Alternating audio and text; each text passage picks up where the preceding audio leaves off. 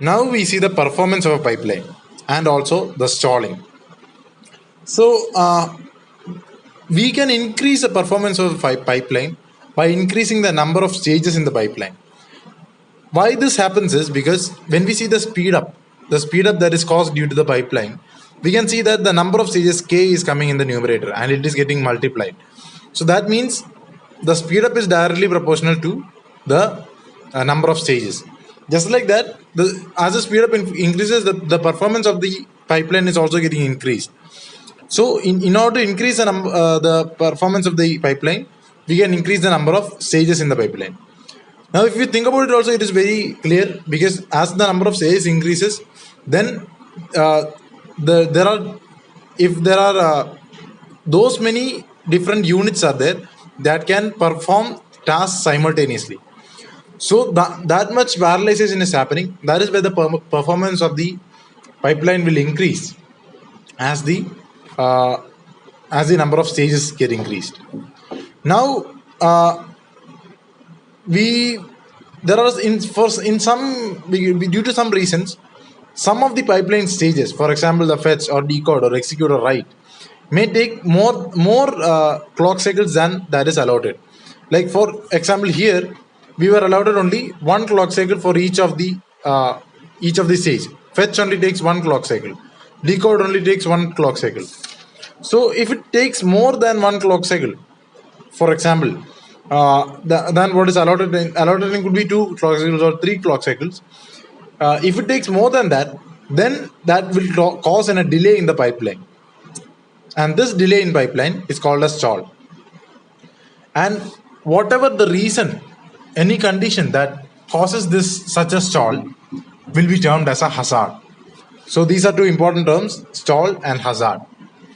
Now let's see an example of a stall. So in this, the first instruction is getting executed as normal, F1, D1, E1 and W1.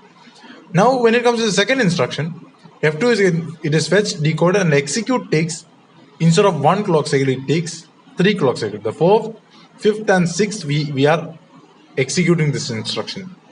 And then in the 7th we write that instruction to the memory, that is the registers. Now what happens with the third?